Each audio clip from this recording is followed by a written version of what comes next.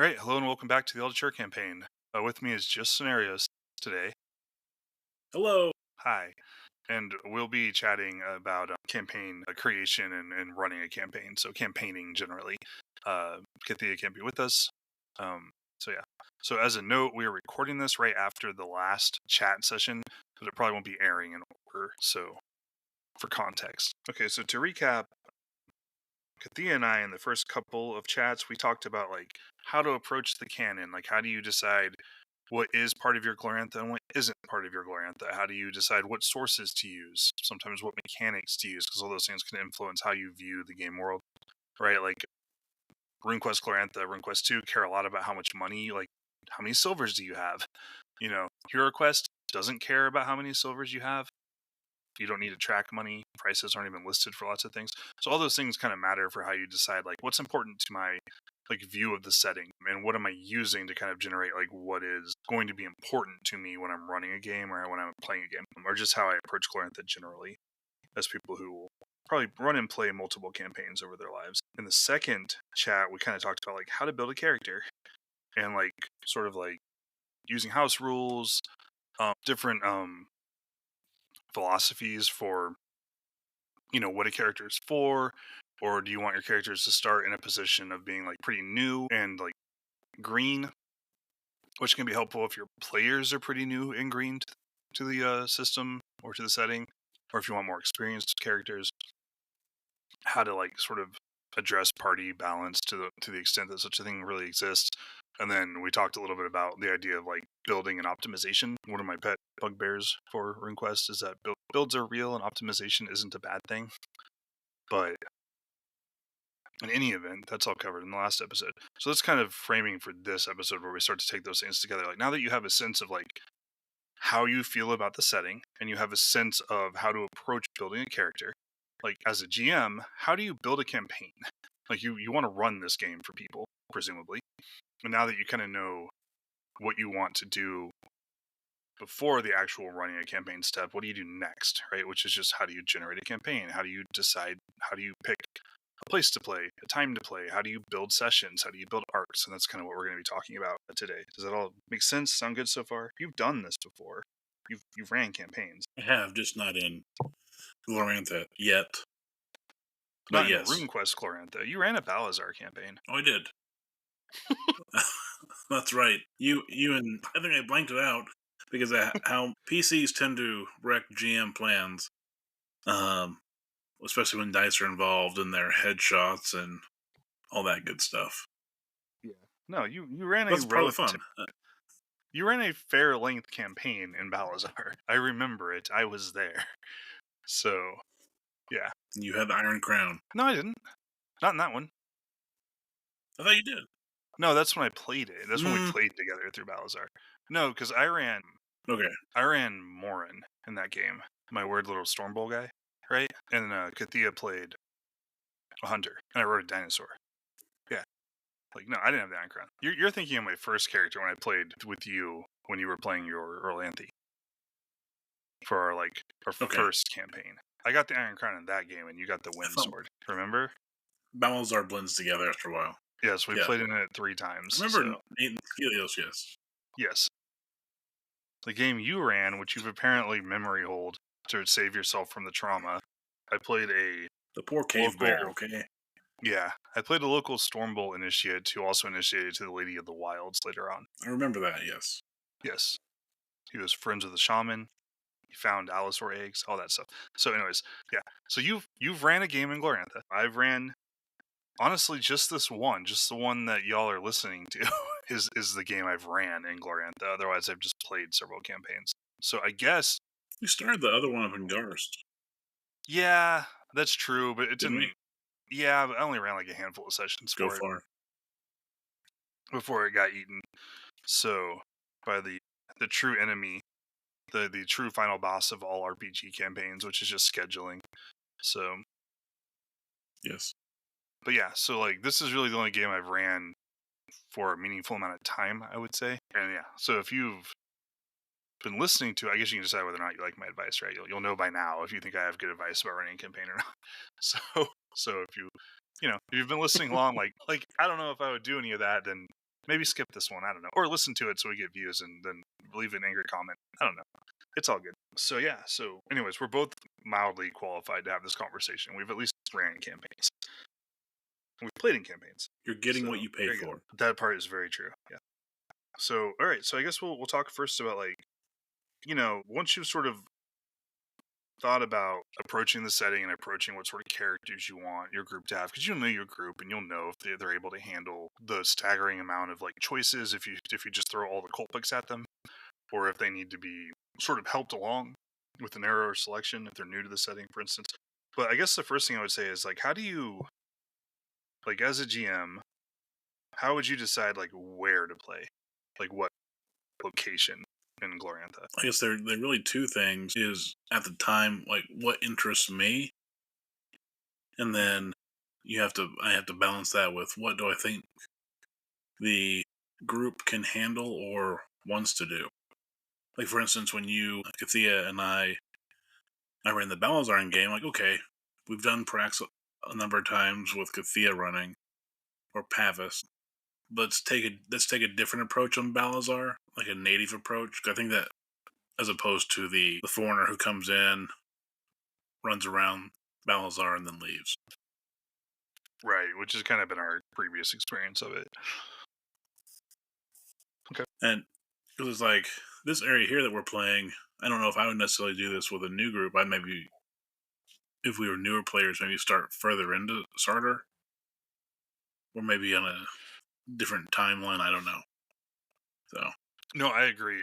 If we were playing new characters in Sarter, I wouldn't pick Aldacher or the Turos or Farpoint. I would pick like the starter set, which I think is set in Johnston. That's a more approachable because there's support for it. There are adventures set there already. Like, which is kind of, I was going to piggyback on and say, I think you're like, what do I want to do? Like, what part of the setting I'm interested in, and what do I think my players want to do? I would add to that, like, I would evaluate support. Like, Balazar, Griffin Mountain exists. It's a whole sandbox setting. The River of Cradles and Pavis, there's a whole sandbox setting already written up there. There are multiple supplements for it. The starter's getting that way with a couple like the Smoking Ruins and Pegasus Plateau, the starter set, the GM guide, the GM screen pack. They all have adventures and stuff that are kind of set in starter. And so those are well supported. Those are for a different timeline, but still or for further along the timeline. But there's material there. If you were like flipping through the guide and you were like, oh man, the Pugilik Bat people are so cool, and they are, like, you're going to have to build that campaign pretty much from scratch because there's nothing for them. They don't have a cult write up. They don't have well detailed sense of place. They don't have adventures for them. They don't have conflicts sketched out already outside of what their short description gives you. So yeah, and that's doable. A person can do that, but I think it's important to sort of evaluate your time commitments on that to be, to decide, like, is this something I can do by next Saturday? Like when we're supposed to get together, or do I need a couple years to really write up my own campaign pack or something? Or are you comfortable? Alternately, are you just comfortable winging it and just kind of making it up as you go along? Some people are, and if you are, it could be relative. Especially if you feel like you have a strong sense of the setting and have a pretty good sense of like how Glorantha should work, how RuneQuest should play, you can probably kind of make it up as you go and just do a little prep work between sessions. But it definitely helps to have some structure for like picking a place.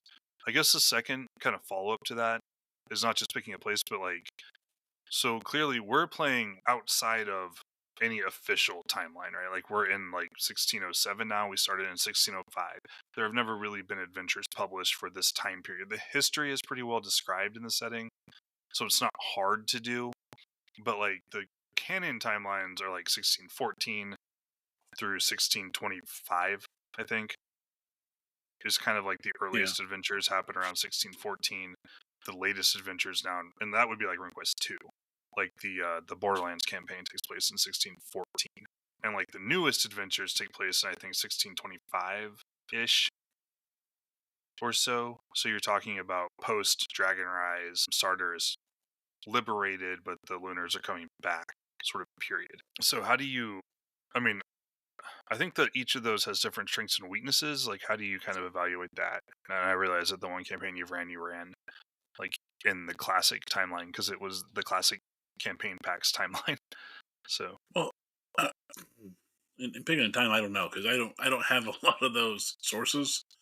that's fair. So I do some of the RQ stuff because 2 Mhm. RuneQuest 2 stuff because I got my hands on that and for a few Christmases there. So I think that's part of why Pavis, Prax, Balazar work out well to run with pre-packaged stuff. But the good thing about these areas, Sardar included, at least in my mind, like you see, I think I have a snake pipe hollow from RQ3 that I never opened Mhm. that I was given.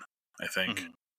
so. You could tap into a lot of that stuff, which I think, thankfully, your Glorantha may varies out there. So some of that stuff can be mixed around a little bit. Not a whole lot of time dependent, I don't think. Some of the Prax might be. Yeah, some of it is. The cradle is the cradle happens in 1621. Yep. So kind of a big year, kind of important. But yeah, like we've played the Munchrooms in like 3 different locations. So we've had the Munchrooms in the Rubble. We've had the Munchrooms in Sarder. Maybe we've only played it in 2 locations, but we've played it 2 different times in the Rubble as well. So like, and it's set sort of in Dagari and Karth, I think, canonically. So that is something to consider. You can just like when you look at pre-generated adventures and campaigns, you can just pull pieces out of them and use them. It's okay to just steal them. Like big spoiler alert, gonna pull back the curtain on our campaign. The elf like sequence that we're doing is a pre-generated adventure called the Grove of Green Rock from the Smoking Ruin adventure supplements. It's supposed to happen during the new timeline, and it's supposed to happen in Southern Sarder canonically. But it's a cool adventure, and I wanted to use it. So you know, like you can just move things around and make sense of them. You may have to do some custom fitting work to kind of get it to line up well. Like you'll have to choose a good place for it. You may have to change some NPCs around, maybe tinker with the context a little bit to make it work properly. But you can definitely do that sort of thing. So yeah. So I think the big thing, if I were gonna take a step back and kind of draw the difference between the RuneQuest 2, RuneQuest 3 sort of era and the modern like Runequest Glorantha era timelines, because they're only a few years apart. Like the Cradle happens in 1621. It's an adventure in RuneQuest 2. And then the new campaign is like in 1625 or so. So it's only a 4 or 5 year split. The difference is that when you play in the classic timeline, the hero wars haven't started yet. Like you have this huge setting and this intricate place, and everything is sort of balancing on the brink, but nothing has blown up yet. When you play in RuneQuest Glorantha, everything is starting to blow up. And so a lot of the intricate histories, a lot of the status quo relationship web and stuff, all that stuff is going to start coming apart at the seams and breaking down and being remixed in new ways that are pretty prescriptive, I think, to the materials that we have that describe the hero wars. So it kind of just depends on like if you like playing in a setting where things are getting blown up and radically changing underfoot like year by year, whether your players are pushing it or not. It's happening, right? Like maybe you can stop it or redirect it, but otherwise it's going to happen. Or if you prefer to be in a timeline where things are a little more chill, like a little more stable, I think is part of it. And so that's kind of I think the big, if you're trying to make a choice between the two, I would say that that's kind of the big difference is that in the classic timeline, your players and characters have some time to just kind of do stuff, right? Like to just kind of like tinker around or like look at things. And in the Hero Wars setting, like things are pretty busy. There's a lot going on, and you're going to be more meta plot driven or at least pushed along by that direction of things. Like the pace is going to be more frenetic, and there are going to be big things happening. So yeah. So clearly, I've chosen the former because I have this thing where I like my settings unblown up, which I prefer them not to be exploded. So I typically try to push the timeline back a little bit and let people just play in the place that they're in instead of having to be like, here's all this cool history, but don't worry about it because in 2 years, everyone of importance will be assassinated. So like, just ignore it. the Hero Wars are a cool period too. I'd like to play in the Hero Wars at some point. I think it would be fun. I think that if you like some of the big NPCs in the era, or you like some of the cool events, it would be fun to kind of be there, right? Like sort of in like an RPG as a hero quest sort of metaphor, right? I don't really like any of the NPCs enough for that to be a thing for me personally, but I can definitely see how other people would feel differently about that. So no moral judgment, just personal taste. I think it's always one of the things, at least in the original release, is anybody could technically be Argrath. So, or other NPCs maybe. Right, or I the don't way know if that it's the like same way anymore, but yeah. no, there's really just one Argrath now. Like, and even in Princess Ardor, it was pretty clear that Argrath was a composite character made of multiple individuals and kind of constructed after the fact, because the sources that you're reading are written several centuries after things happened. And so it's like fairly obvious that things aren't always accurate or correct, and it's fairly obvious that there's more going on than like the surface reading. But I think that Chaosium made a decision to simplify that so that it was more gameable and clearer for people. So they just went, nope, there's one Argrath, and it's the Argrath, and it's this guy. And everything that the books say Argrath did, he did, unless it's the part of the book where there's two Argraths, in which case we picked the more interesting one. So I don't know. It's not. I get it from a business perspective. I think it makes a lot of sense. It's not really how I would want to do Yep. things at my table, and luckily I don't have to because they can't make me. So you know, like their line editor isn't going to drop out of my ceiling and like hold a knife to my throat. So it's all good. Like, You say that now. no, it's good. He's active in social media spaces, and he's made it pretty clear that like he's all for people playing games. It's just not how like that do all sorts of different things. It's just not like his publishing focus has to be different, you know. Yep.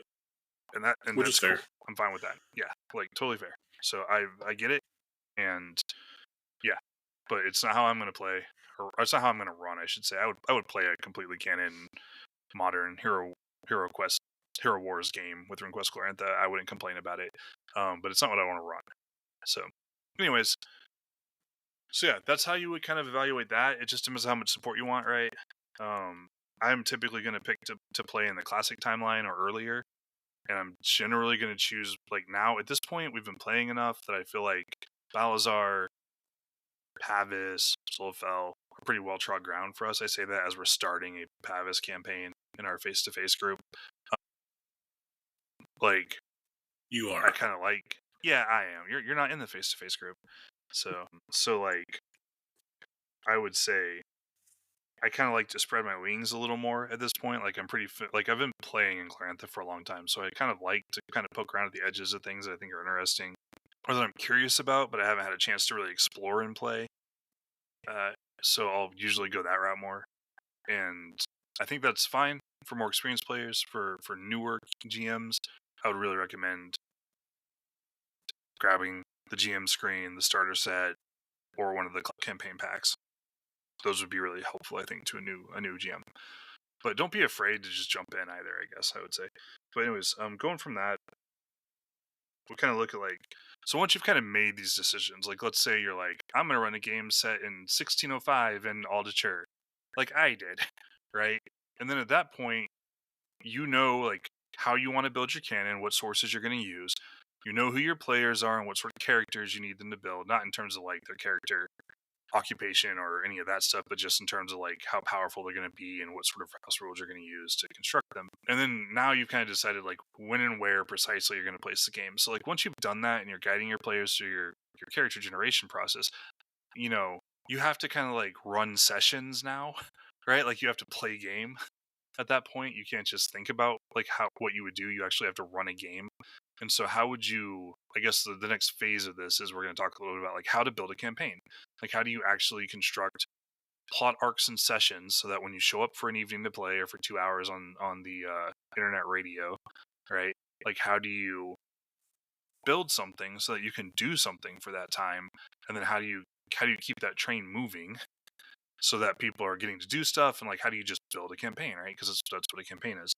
So I guess we'll start kind of touching on what we've already started before, like I picked like RuneQuest Glorantha really wants you to do like a seasonal sort of play where you're running one or maybe two adventures a season and the rest of the season kind of just happens.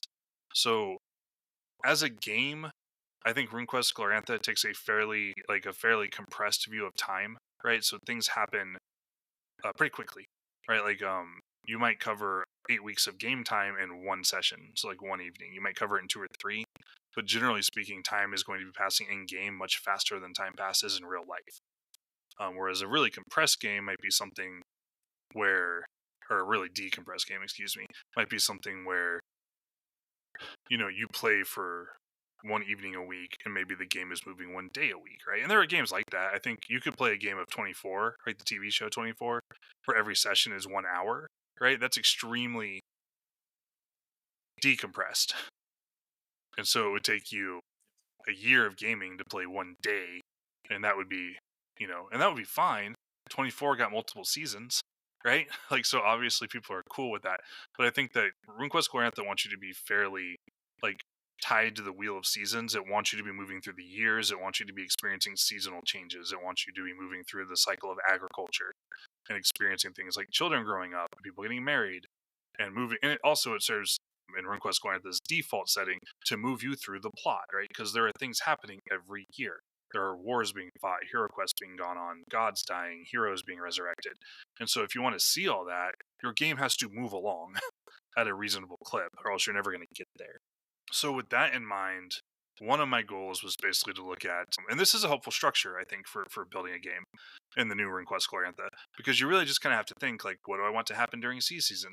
Okay, I need like one thing to happen during sea season, and then I just need one more thing for fire season, and then one more thing for earth, and then one more thing for darkness and storm, right? And then one more thing for sacred time. And sacred time is kind of its own little mini game, and it tells you what to do during sacred time. So you could play 6 sessions and get through a year if you were on the ball, or if you had longer sessions than 2 hours. And so with that in mind, I think you start just looking for like, well, I have it like I run the Grove of Green Rock because that fills one season a year for the next 6 years. There, like, so it fills the 6 of my arcs, basically, or 6 of my adventures pretty easily. And they happen one season later every year. So they're not always occupying the same spot in time, right? But that gives you like a structure where you're starting to be like, well, if we're going to play through this whole adventure, we have to cover 6 years. That means we need about 36 years. 6 of them are from this. How do I make the other 30?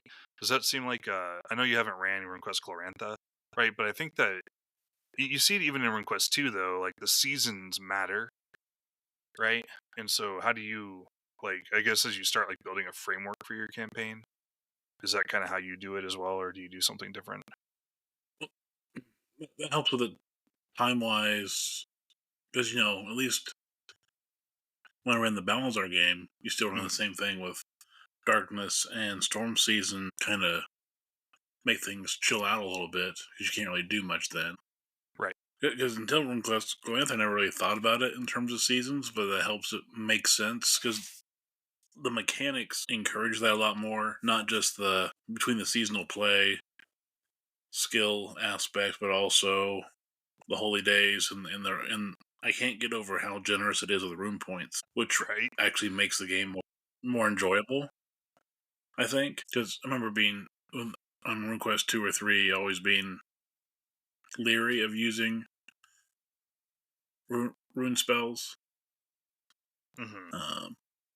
because of how hard and time consuming it was to get those spells back. So that does change how you schedule the game as well as how you plan it. Yeah, so your system is going to matter for how the tempo of your game plays out. If you're doing a game where you can only get your rune points back yearly or seasonally, or you have to make like strict RuneQuest 2 rules where you're having one-use spells where you have to re-sacrifice for rune points, like your adventuring schedule is going to feel pretty different. The rules for training and things are also a lot different in those editions, where your character may want to spend more time like burning money to improve their skills, which isn't nearly as much of a thing in RuneQuest Glorantha. I mean, training is still important, but you can't. In RuneQuest 2, you were basically like going, it will take me 20 hours of training to get a skill check in this skill, and 20 hours of training to get a skill check in this skill. So if I have 300 lunars, I can just schedule back-to-back training across the next 8 weeks of downtime and get 6 or 7 skill checks just through like training constantly, which I did in a game. I was really aware of time in that game because I was trying to improve a lot of skills with my character, um, to at least competent levels. And so it made you like that's one thing I think Glorantha has kind of a strength is that the calendar is sort of important. Like the game doesn't just occur at plot time. Like what day it is kind of matters because you need to know what season it is. To some degree, you need to know what year it is because different things happen in the setting. You also need to know like when your holy days are so that you can get those rune points back. So then you're trying to schedule adventures like around your holy days, or maybe you have to go without going to one, and that's kind of a big deal, and it creates an additional pressure. So like that's one thing I do like about campaign planning is that you do need to have a sense of time in your games. And I think that having that sense of time kind of helps players a lot of times once they adjust to it to sort of start thinking about their character's goals in a way that makes sense in the setting, which is useful. But also, I know in your face to face you went through it, but in any game, it really highlights the need and the help of the collaborative character creation for the campaign because we have the wiki, so it's easy for you just to go, okay, here's where Soinarrios and Kathia are, where they're putting their skill checks, where they're doing whatever, so this is what they're interested in doing or improving, whether it's to become a rune level or just I want to hit things harder, or I want to be better at intrigue and not blindsided by the clan ring again, or whatever it is. But that way you have an idea of, okay, they find these things interesting, which is always important, but if you do it in a collaborative character creation, that way your players buy in with each other too, or at least are aware, hopefully. You can't make that happen, but No, I get what you're saying though. And that's something I think is kind of another part of it is that I have a little subtitle here that's just called like for my like I don't know, we don't script, but I wrote like a little set of bullet points to kind of help guide discussion a little bit. So like I have a little one where I just wrote like characters guide the way. Right. So like in RuneQuest, and this is true of many RPGs, it's a style of gaming, not a system dependent thing. But like RuneQuest does kind of because of the way you get to choose advancement and like a more freeform style of like picking season to season and the things you do improve. One thing that's pretty easy to do is to be like, what are these characters interested in? Like, what are they trying to do? What's important to them? Like, if you have a young Orlanth adventurous warrior with the hates Lunar's passions, that should tell you something about what you're going to be doing in your game. Like, even as a GM, your player is telling you, hey, I want to fight Lunars, like, hand to hand, you know, and that's useful information because that lets you know what a player wants to do and what his character wants to do. And then you can start at least preparing adventures for the possibility that that they're going to get involved with the Lunars, or you can just like present that stuff to them, and create opportunities for it, right? And be prepared for them to choose the violence against Lunars option in different scenarios, which is helpful. Whereas like on the flip side, if you have a character who's like, I want to play a merchant and I like all this stuff and I'm really interested in wool, well, it's like, okay, maybe I need to be figuring out like I need to have some answers for this character about like where is the Weavers Guild, who are some important NPCs. They're probably going to want to do some trading, you know, so that way you can get ready for it. And it's not a question of scripting specific adventures, I think, though I do some of that. But it's also just sort of having a sense of where your characters are going to go. That way you can help create scenes and be prepared so that you're not just like, well, I didn't expect you to do that, so I don't know what to do now. Right? Like sometimes you can kind of just be ready for people to do things that you think they might do.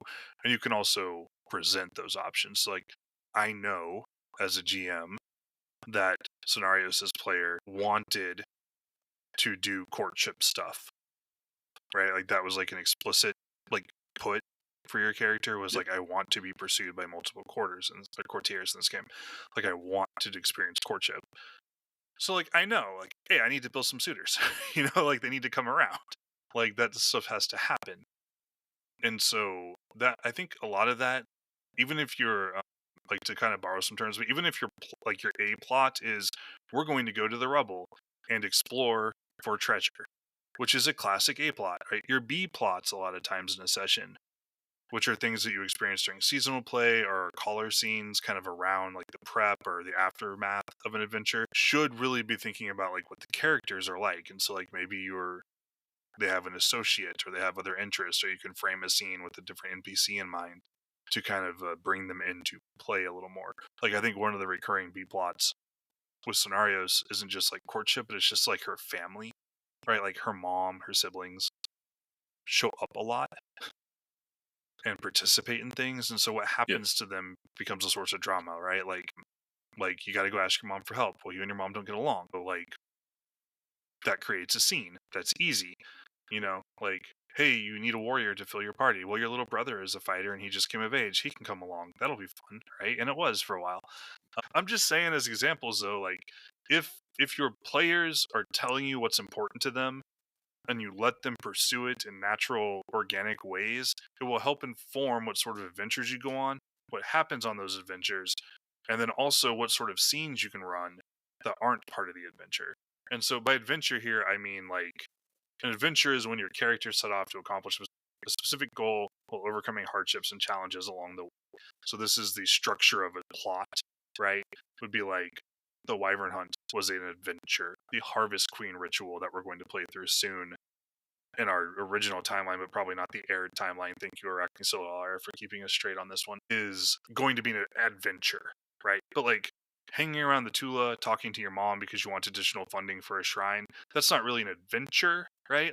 But it's a scene, and it's important to the characters. And so I think it's useful to structure, like to think about like what is the adventure, and then what are the other plots. And so one way of saying that would be like the adventure is the A plot, and then like the character stuff and the infrastructure stuff and the seasonal stuff, those are like your B and C plots. And so if you're handling things well, and I'm not going to say that I do, but if you're handling things well, those should pop up like over and over again, and they should become part of like how the game plays out. So like the B plot can be pretty slow burn, for instance, because it's not the focus most of the time. And so that gives you like a way of structuring like short-term payoffs, long-term payoffs, medium-term payoffs and stuff. Does that make sense?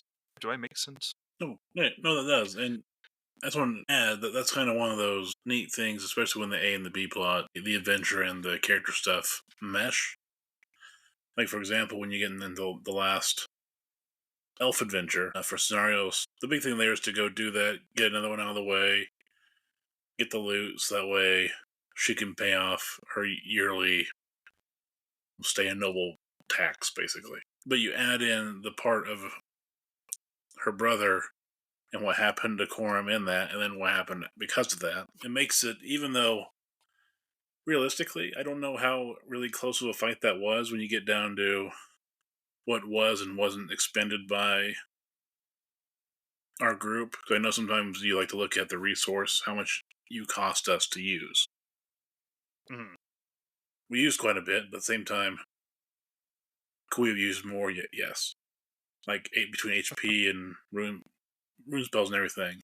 But I know in other times we've lost an NPC in a battle. It's like, okay, they took a spear to the face. Who cares? This one added to it, which actually makes a more memorable fight as a game than just okay. I got down to 1 HP before we won. Right.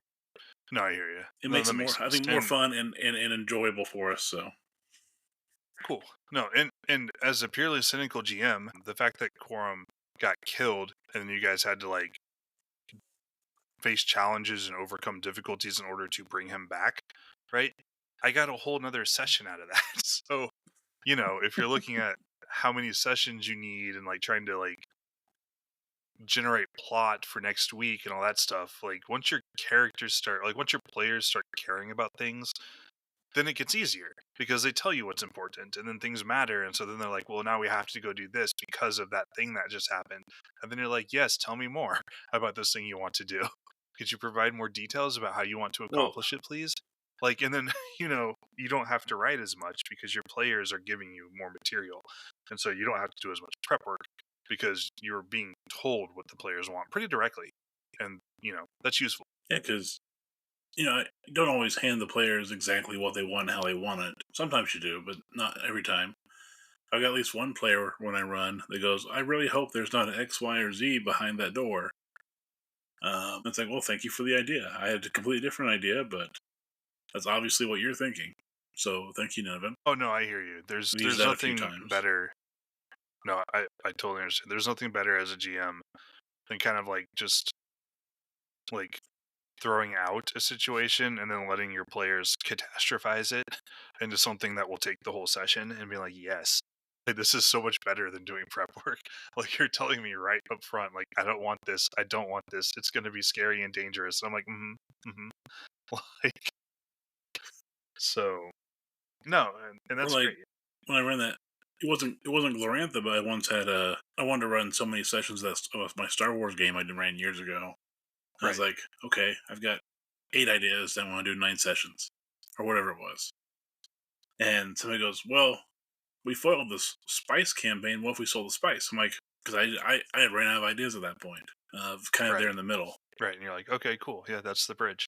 Right. Like sometimes, yeah, it's helpful. So I think the point is that like if you've picked a time and place and a power level and all that stuff, you probably have some ideas about what you're wanting to do, but your players and their characters should really be helping you. And that's less true right when the campaign starts, especially if your players are new. They might, if you've never seen a Star Wars movie, you may not know how to push a Star Wars movie along, right? Like how to push a Star Wars campaign along as a player. So you need more hand holding, basically more help, right? But as the campaign progresses, you should find more and more that your players are telling you what they think next session should look like or what they want to do in a few seasons or next year. One of the natural progressions in RuneQuest is just I want to be a rune lord or I want to be a rune priest.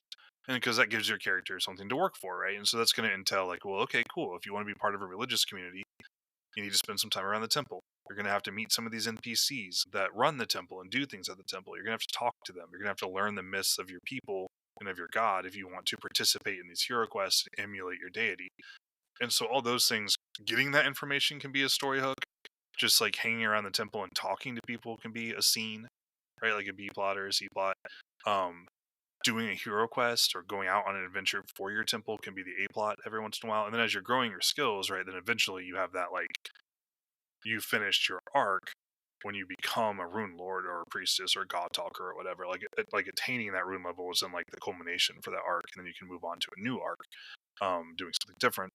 But like that's like those are pretty self-motivating goals. Or maybe your character wants to make a lot of money, or they want to have 5 hides of land, or a spouse, or a unicorn, right? Like those are things you see, and so your players should really be able to help you a lot in creating sessions. I think the next part of this we've kind of talked about a little bit, but like you should, if you're building a campaign, having like A, B, and C type plots is really helpful because you have like the meat of a session, which is your adventure, your A plot, but then you can also use different subplots, right, to span sessions or to connect one shot adventures or to help underpin some things or otherwise like give you the ability to kind of make a coherent sense of things where otherwise it might be more disjointed.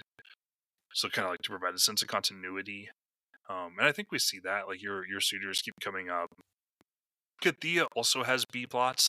Kathia's main B plot is her temple, like hanging out at the Yolorna temple and like meeting the NPCs there and talking to them and doing stuff for her temple. Like that's been a lot of her B plot material, learning the temple politics and things. So that stuff is up there too. Like most characters will have a B plot. They'll have something they care about other than just doing adventures. Ideally, a character should care about more than just going on tonight's adventure. And so that will give you material to make tonight's adventure eventually, or at least parts of it.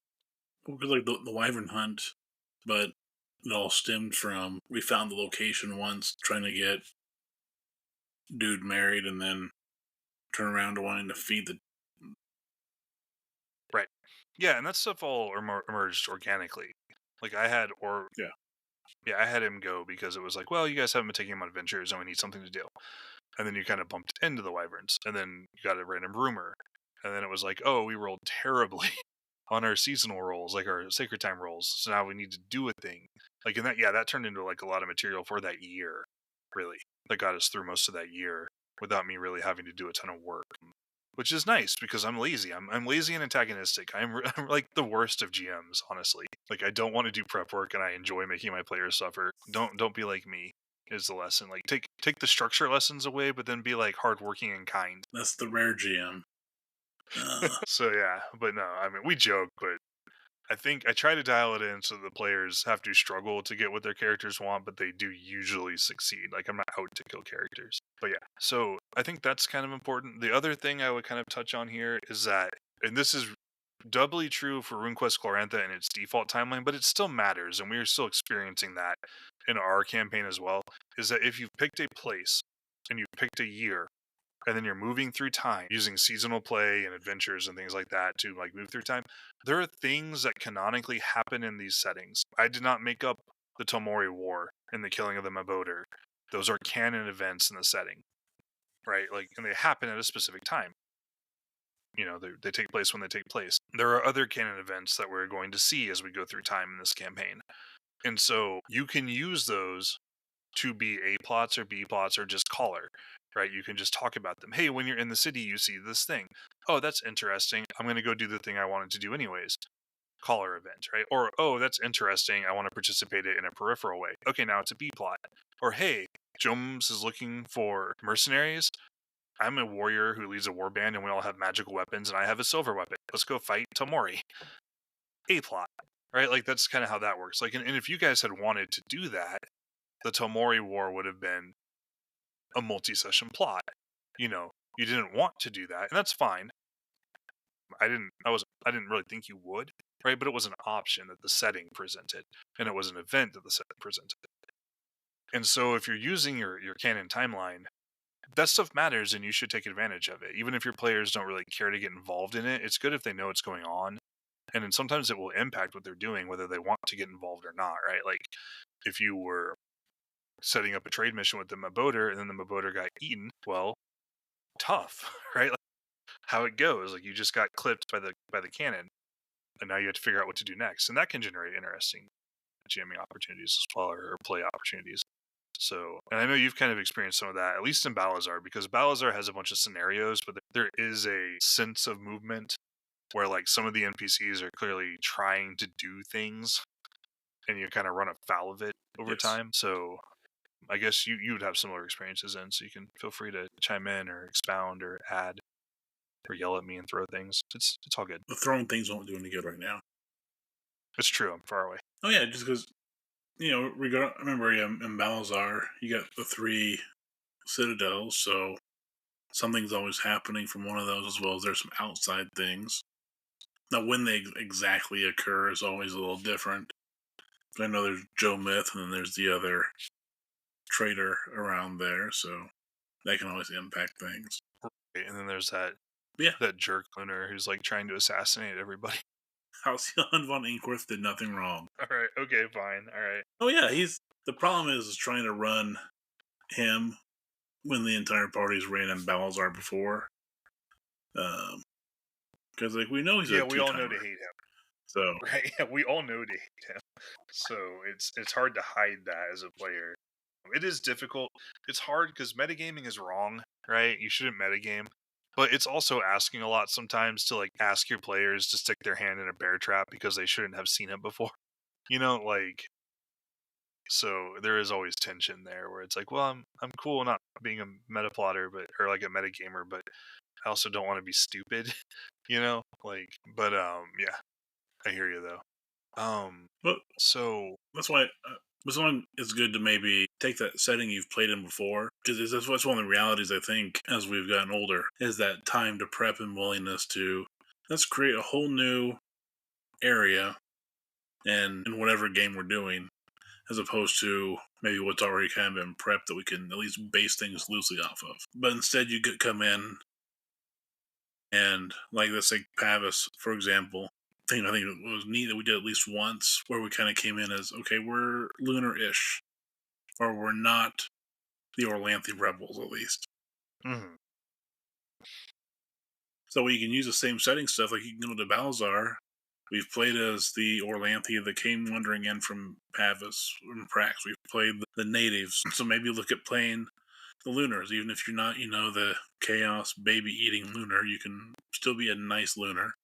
So Right, for sure. And that provides a fresh kind of take on the material. And you can always customize material. You can shake things up a little bit. You can go, well, we'll run these canon, like these classic adventures, but we'll change XYZ.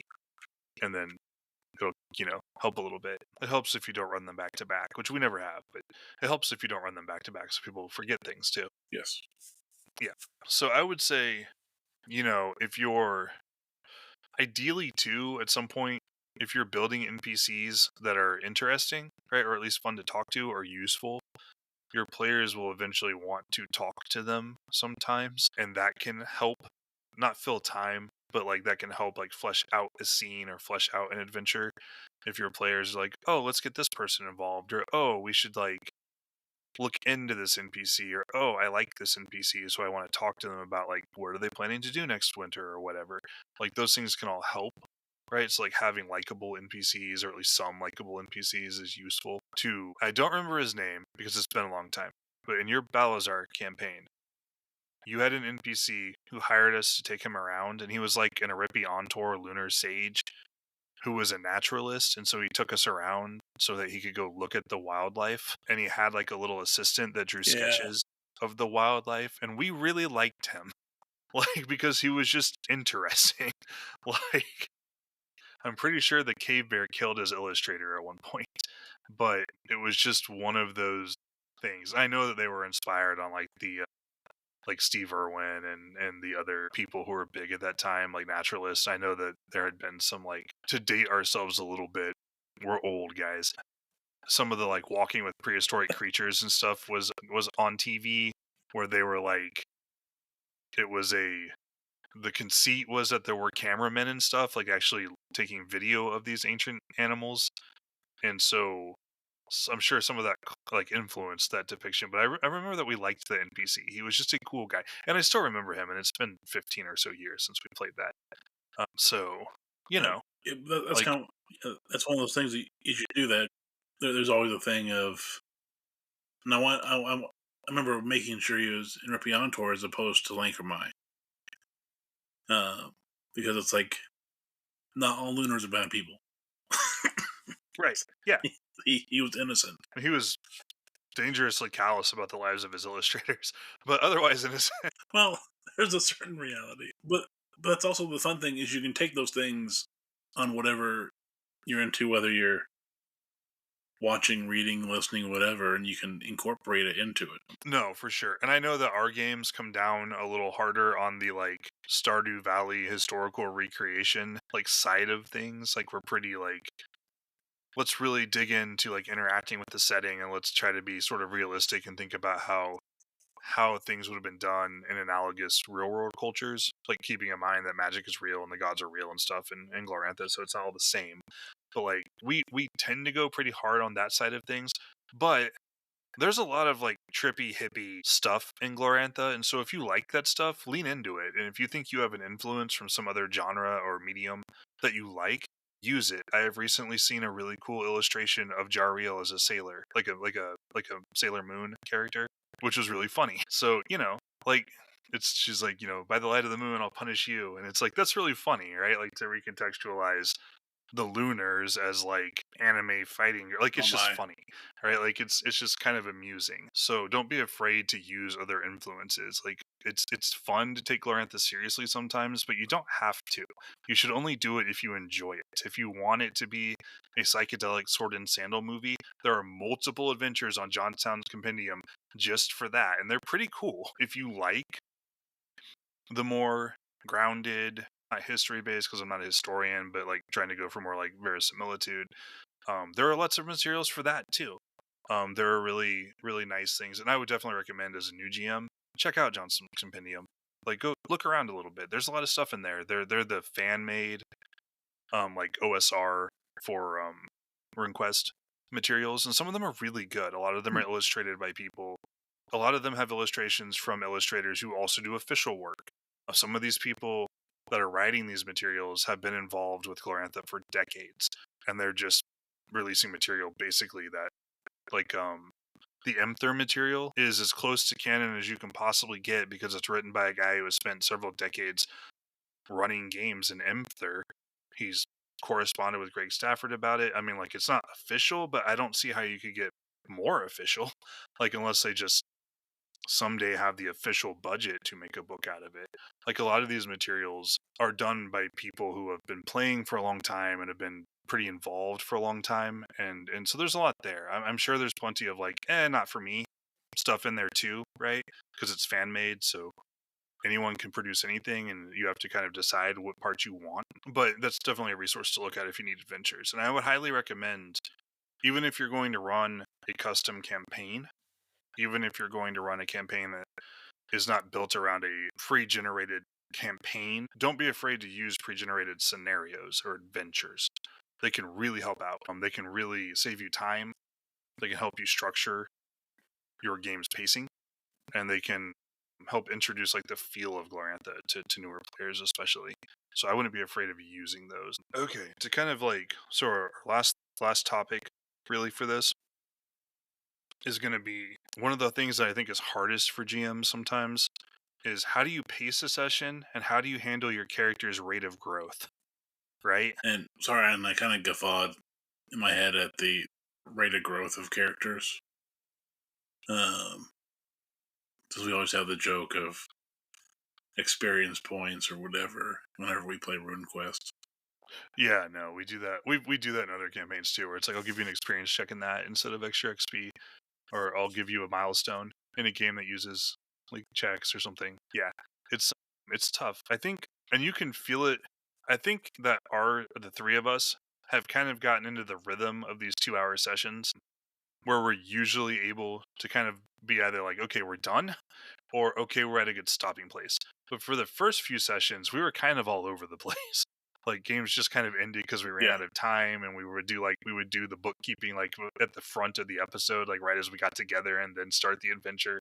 And we've kind of fixed that to where things are much Sorry for more. that. No, it's not your fault. It's not. I mean, if it's anybody's fault, it's my fault. But I prefer to think that it was nobody's fault. There was just a learning curve involved in running 2-hour sessions on a tight window for production schedules, right? Like, so we're better at it now. We have a better sense of what the pacing needs to be, of when we need to hurry up or when we can afford to slow down and like take in a scene. And I have a better sense of where the break points are for those things. But like, that's something to consider, right? If you're running a 2-hour session with 5 players, you got to be really on the ball, or you have to get used to like not much happening.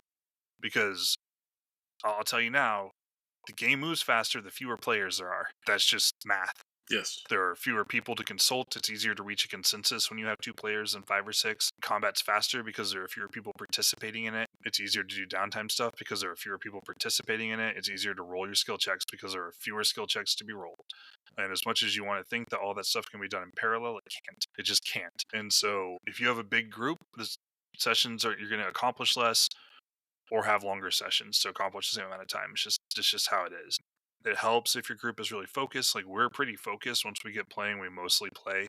I say that. I also want to be frank and to be a little bit revealing. I usually edit out about half an hour of pauses out of every session. So we play for 2 hours and we spend about a quarter of it silent, which sounds like a lot, but that's just how it is, right? Like, people, you have to think, right? Like, your players do something you don't expect. You need a minute to figure it out. You present your players with a problem, they need a couple minutes of thought. There's gaps, a pause in someone speaking where they're trying to figure out how to phrase their next in-character statement. That takes 10 seconds. That goes on. You do a few of those. Hey, hold on, I need to look up this rule. Like, so we spend about a quarter of our playtime not saying anything. And I don't actually think it's unusual. A lot of it is like 2 or 3 second snip outs of pauses or gaps between like, oh, you just said something in character. Now I need to think of what my character will say back. 3 seconds, gone. So it's just something to think about pacing wise. Not only does having more players make things longer, but like if you're talking in character a lot, things are going to go slower.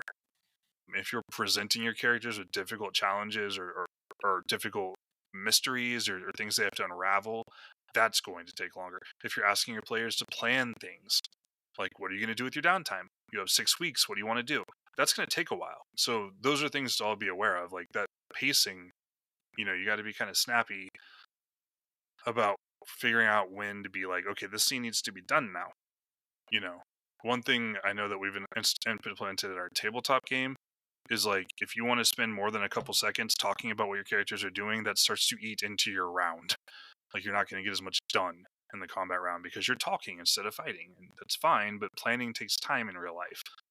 Like you can't spend 10 minutes talking about how you want the next 6 seconds to go. Like that's just not how it works.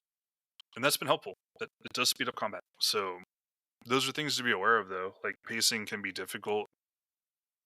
You gotta, and it helps if I'm going to be running an A plot, and I have 2 characters who are going to get B plots this session, and 2 characters who are going to experience collar plots or C plots. That can help you, right? So that you're not scrambling as much, and it can tell you how long you need to be spending on a scene.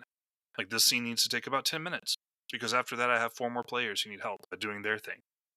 Like those are all things to keep in mind. So like you want to have a sense of like how long you have for a session. If you have 6-hour sessions and 3 players, you're fine. Don't worry about it. You're going to be okay. But if you're trying to run a 4-hour session with 6 people, it might take a while. You're going to have to figure out where to put that camera focus and when you need to be cutting time and skipping, and when you need to be able to tell your players sometimes, hey, how long do you guys want to spend on this? Because there are other things we wanted to do tonight. So how important is this to you? Because it takes the same amount of attention right now as the thing you wanted to do. So like, what is more important? And it's okay if it's a scene. If you're really involved, if you really, really care about how this market scene goes down, we will focus here. But understand that might mean that we don't have time to do something else tonight. And so those are kind of important for pacing, but otherwise I think eventually you will get a sense of like what your characters focus on and how to pace your scenes, and to make sure that everything is fitting, and like making sure that like every player doesn't necessarily need a special scene every session, as long as they have their own arcs that they can work on regularly. Like that's important. And they need to be able to participate in group scenes, but the camera, not everybody needs their own little monologue in every scene, like every session, right? Like it's okay for a player to be like, I'll do it next session, as long as it's not always the same player. Like don't let that happen to you. Don't put off one player forever, especially if they're quiet. It can be easy to have a player who you're like, oh, I haven't done anything with them for like 6 sessions, right? Because they just never talk. So it just seems like they're fine, but maybe they aren't. You need to pay attention to that. But that's kind of like pacing wise, just if you pay attention to how long things take and how much time you need to be putting into things and how much time you have, how many players you have, you'll eventually, I think, sort that out. But it is something you have to pay attention to. Progression's the big one, right? Like, you should probably decide pretty early on, how long is this campaign going to last? Is it a 3-year campaign, a 1-year campaign, 20 sessions, 10 sessions? And then that'll help you kind of figure out, like, how generous should I be? Do I want these players to reach rune level? I'm not sure that either of you guys will reach full rune level before this campaign ends, by the way. We've talked about this before. I am very confident that you will reach God Talker. I am very confident that Gathia will get a unicorn. I am not confident that either of you will actually hit all the prereqs to become full, like a rune priestess, rune lady sort of situation for your characters. And to be clear, we are following the rules. We are using default training times, default seasonal occupational checks, default adventure rules for how often you get to check things. And I'm planning on a game that has between 60 to 70 sessions. And we did start off a little weaker, but it's something to think about. If you want your characters to hit rune level, if you play with the standard rules, they'll have more XP, but not as much as you would think. It's like another 100 percentage points or so scattered around. But I don't think skill checks are the big thing for either of you guys. The big things for you are your raw stats and your like devotion and element affinities. So something to think about. Like getting to rune level is hard. It takes a long time. If that is an important goal for your characters, you need to think about like, is this campaign going to be long enough, or do you need to beef up how much they're getting? There's different ways to do that. There used to be magic scrolls, like training scrolls that would just like, if you read the scroll and practice with it for 2 weeks, you'll get 5% to the skill. Maybe reintroduce those. Make them more common. It's fine to play in a sandbox, and I like to run more sandboxy games. Yeah, Irmel's crumbs for increasing a stat. Right, like those are all useful. And it's fine to play in a sandbox, right? But and I like sandboxy campaigns and campaigns where it's like, well, the world kind of just exists and you just have to run around in it and figure out what to do. And arcs are emergent and story is emergent, and the story of the game is what you talk about after the game is done. It's how you tell the game after you played it. At the same time, you are making the world, right? And if you know your players want to do certain things, it is okay to nudge the world in their direction from time to time and to give them access to some stuff. Like, hey, if they really want to be rune level and this is going to be a 1-year campaign, then I need to introduce some loot or rewards or opportunities that will help them hurry up, right? Or you can just start them off higher level. You can give them extra experience and things, or extra percentage points and stuff, skill points, things like that, extra attributes. Like you can do that stuff, and that's something to consider when you're picking out how to build a character. But being aware of like how you're managing the pace of your game so that the characters will be powerful enough to handle the things they want to do or reach the levels they want to reach, that stuff matters. And so you need to have a sense of that, of like where your mechanics are and how you're interacting with them and how fast they're growing. There's no like one right way to do it. You just need to know that your group probably has a thing they want, and if you don't get them there, you might have, like, if it's impossible for them to get what they want, then that might be a problem, right? It's something to fix. But those are just sort of things to think about. But yeah, so scenarios. Any thoughts on that? I guess.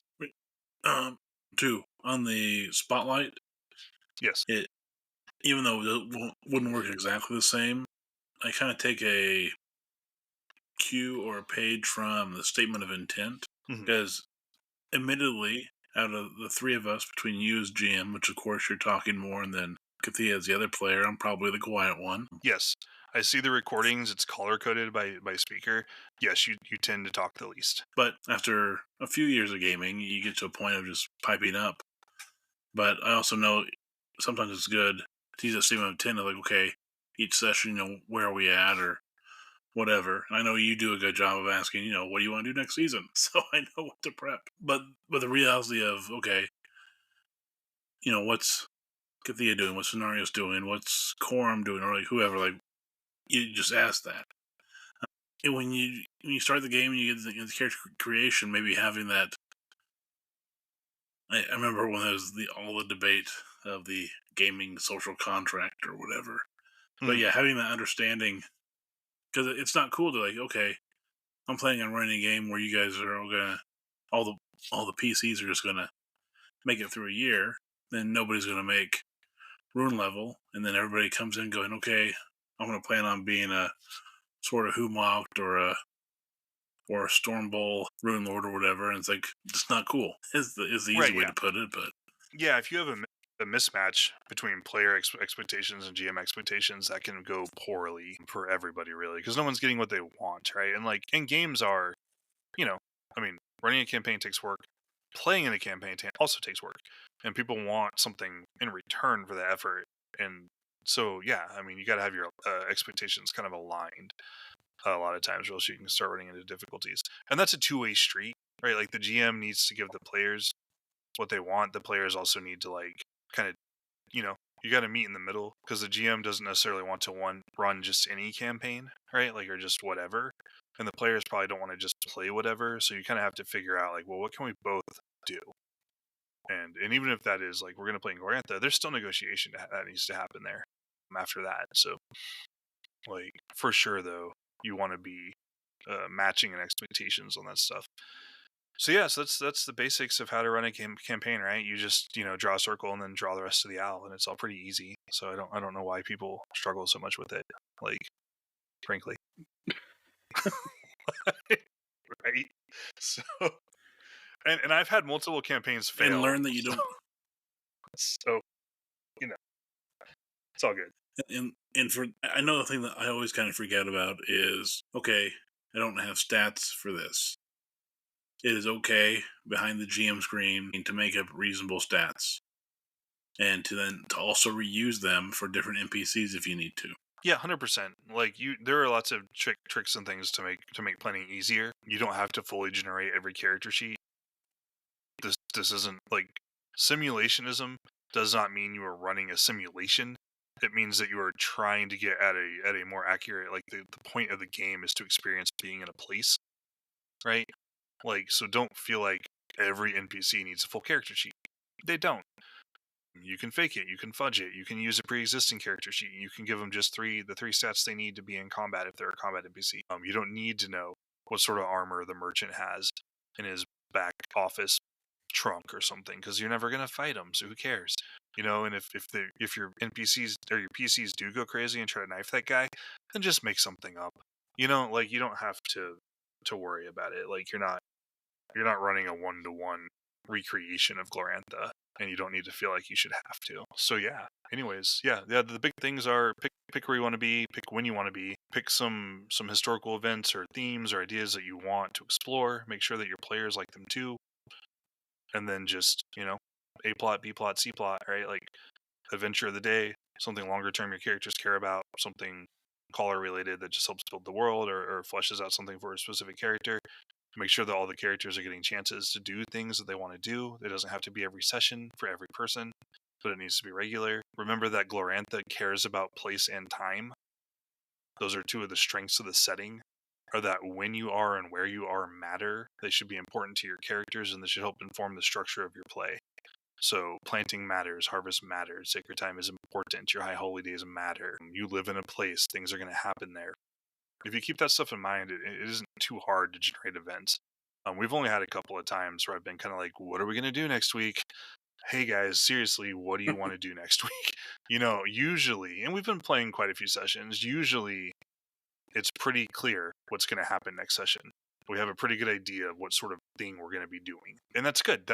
That represents player buy-in and character depth, as well as like a pretty clear vision for the world. And I think that if you pursue those things, you'll be in good shape. And honestly, I know that RuneQuest, and I know that most of the people who listen to this podcast are probably already RuneQuest fans. I would be deeply surprised if people who have never played RuneQuest before are following along. But maybe, right? It's not impossible. If you're pretty new to RuneQuest, you haven't played RuneQuest before, or you haven't ran RuneQuest before, don't be too intimidated by it. There is a ton of lore. You don't need 99% of it in order to run a game. You don't have to care about the fortunate succession of Yelm in order to run a game in Balazar. You do not need to care about the Antocusiad, or however you're supposed to pronounce it, ever, for any reason whatsoever, unless you want to. And it's cool. I like lore. I am into that side of things, not as deeply as some of the community, but I do like it. But you don't need it. You don't have to have it. You don't need to over prep. You can just grab the starter set, core book, and go. And you'll be fine. As long as you have a sense of how to run a session and you can keep doing that, you'll be okay. You don't need to spend 2 years getting your like bachelor's degree in Gloranthology. You'll be okay. So don't overstress it either. Like, it is not. RuneQuest is, to me, a special place, an interesting setting with lots of cool stories. Pavis is one of the few places in gaming that I actually feel like I can picture in my mind. It's like a place we actually go, kind of, as hokey as it sounds. But it doesn't. It's not special in the sense that it requires like way more out of you than other places. You can 100% handle running a game in this setting, regardless of your experience level with Glorantha or with gaming.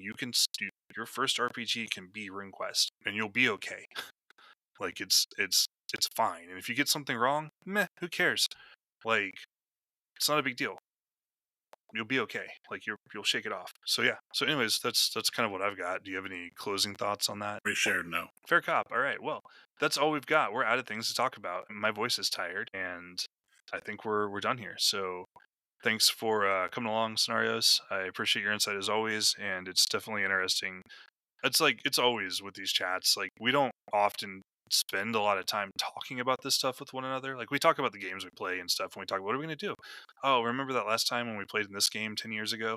We do that sort of talking, but we don't often like talk about like how we do gaming in a more like structured sense.